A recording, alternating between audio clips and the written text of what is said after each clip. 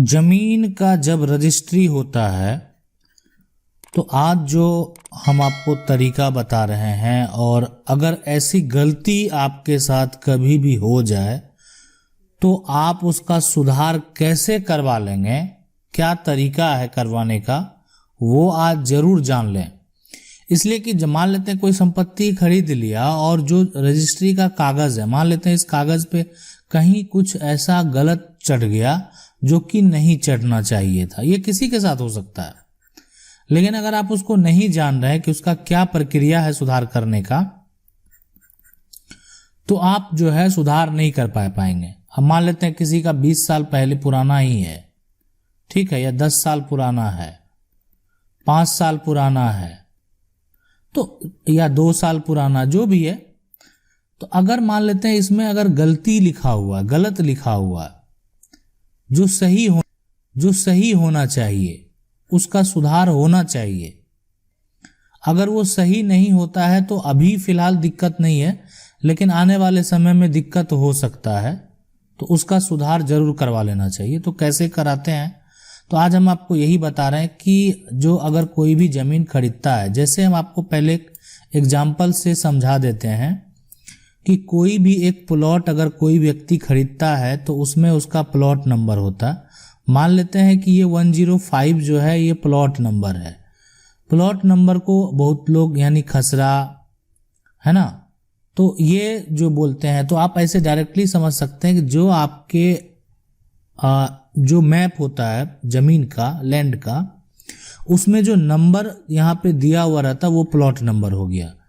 अब ये सभी प्लॉट नंबर जो है, और सारे बगल में प्लॉट हो सकते हैं उसी व्यक्ति का, मान लेते हैं 100 भी होगा, 107 भी होगा, तो सभी को मिलाकर जो है एक तरह से पूरा एक खाता यानी अकाउंट तैयार कर दिया जाता है ना, यानी खाता खतौनी जिसको बोलते हैं। तो ये क्या होता है कि मान लेते हैं अब ये खाता खतौनी का भी एक नंबर होता है, मान लेते हैं ये 702 है। अब ये 702 का ये पार्ट है 105। अब कोई अगर संपत्ति खरीदता है तो ये भी चढ़ाना पड़ता है कि आप जो प्लॉट खरीदे हैं तो उसका जो खाता है यहाँ पे वो 702 है, और उसमें से इस 702 में 106 भी है, 105 भी और 107 भी है। तो यहाँ पे लेकिन अब इसमें होता क्या है कि जब मान लेते हैं रजिस्ट्री कराने आप गए और वहां पे ये 702 के जगह पे मान लेते हैं 703 आ गया, या कोई उस व्यक्ति का कोई अन्य खाता है, मान लेते हैं 615 है, वो आ गया, लेकिन प्लॉट नंबर 105 ही रहा, ठीक है, और इसका जो भी पोजीशन है वो आप मेंशन कर दिए।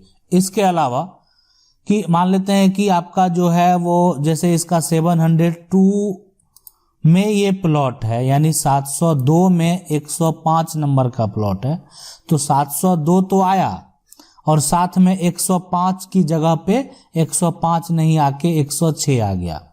हो सकता मिस्टेक हो सकता है लिखने में, समझने में, और लेकिन जो पोजीशन है, जो पूरा जो चौहद्दी दिया गया उसका, वो 105 का ही दिया गया।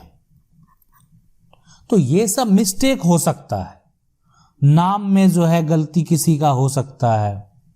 क्या करेंगे इसके लिए? अच्छा, एक से भी है कि अगर मान लेते हैं गलत आपका जो है एक तरह से खाता, प्लॉट नंबर, ये सब अगर गलत रजिस्ट्री के डॉक्यूमेंट पे मेंशन हो जाता है तो क्या उसका दाखिल खारिज होगा?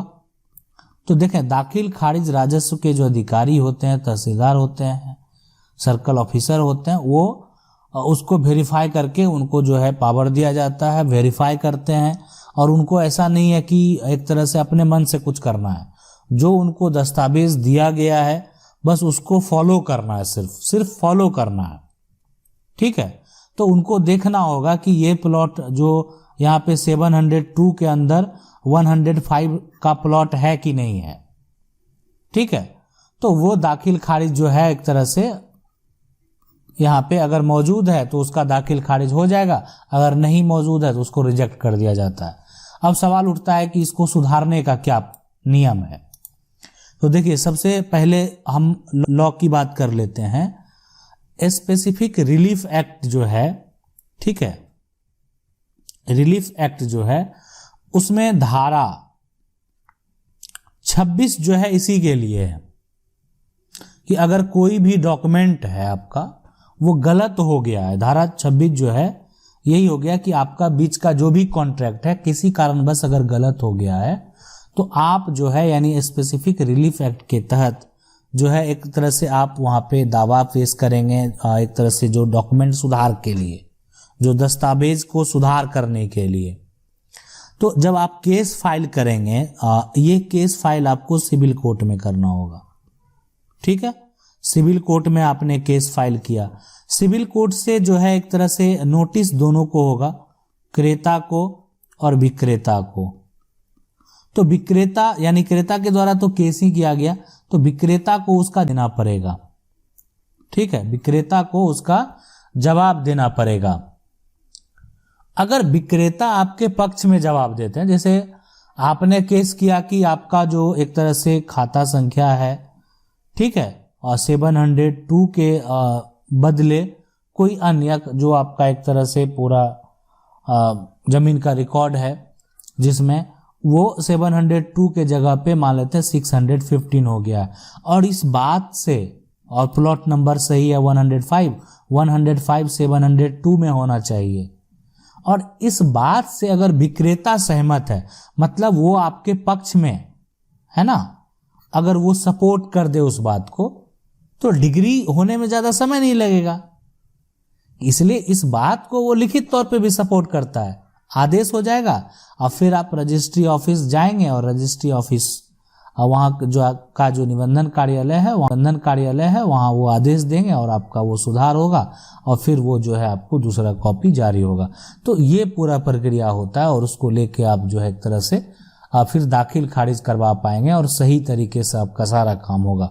ऐसा अगर हो गया है तो किसी का मान लेते हैं पोजीशन जो आपका ही दिक्कत हो, है ना, कि आपको जो एक तरह से पूर्व में कौन सा होना चाहिए, पश्चिम में कौन सा है, ये सही से अगर नहीं दर्शाया गया तो इसका भी सुधार कर सकते हैं, लेकिन अगर विक्रेता का सहमति है तो।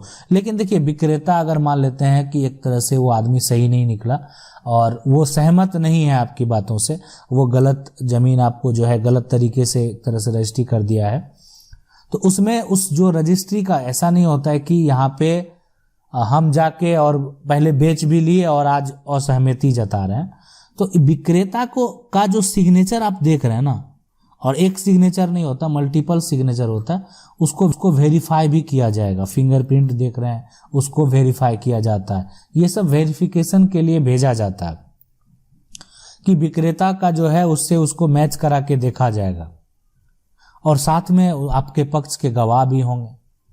अब विक्रेता अगर वो संपत्ति को सही में बेचा है, उसका वहां पे फोटोग्राफी भी होता है, तो आखिर वो कौन सा प्लॉट बेचा है। अगर 615 में 105 नंबर का कोई प्लॉट अवेलेबल ही नहीं है, ठीक है, तो डिग्री फिर भी आपके पक्ष में होना है। बस थोड़ी सी परेशानी बढ़ जाती है कि जो केस जो है आपका जल्द समाप्त हो जाता, आप केस फाइल करते, प्रक्रिया होता, आपको डिग्री हो जाता।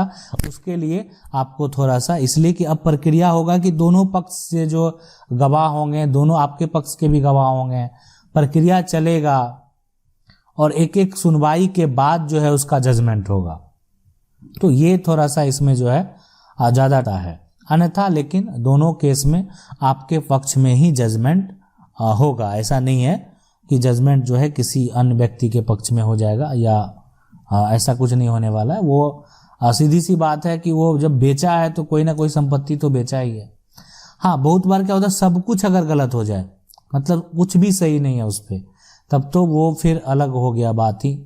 और यहाँ पर विक्रेता का भी असहमति है, को ना, मतलब एक भी रिलेशन नहीं मौजूद है। जो प्लॉट आप कर दें उसका खाता संख्या भी गलत है, प्लॉट नंबर भी गलत है, साथ में जो उसका पोजीशन होना चाहिए, चौहद्दी होना चाहिए, वो भी गलत है। तो सब कुछ यहाँ पे गलत है, तो फिर क्या दावा कोई कर सकता है। अब यहाँ पे अगर मान लेते हैं आप सुधार करवा लेते हैं, करवाने के बाद उसका दाखिल खारिज जरूर करवा लें। दाखिल खारिज कराने से क्या होता है कि इसमें जो पहले जो इसमें विक्रेता होगा उसका नाम जो है, यानी पहले जो सरकार का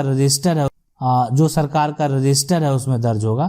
तो अब ये रजिस्ट्री को वेरीफाई करने के बाद जो है उसमें क्रेता का नाम दर्ज हो जाएगा, यानी खरीदने वाला का, मतलब आप जो है अब संपत्ति के मालिक हो गए। तो ये भी करा लेना बेहद जरूरी होता है। आशा करते हैं वीडियो अच्छा लगा होगा। वीडियो को लाइक जरूर कर दें। चैनल को पहली बार देख रहे हैं सब्सक्राइब करके जो बेल आइकन है उसको जरूर दबा लें।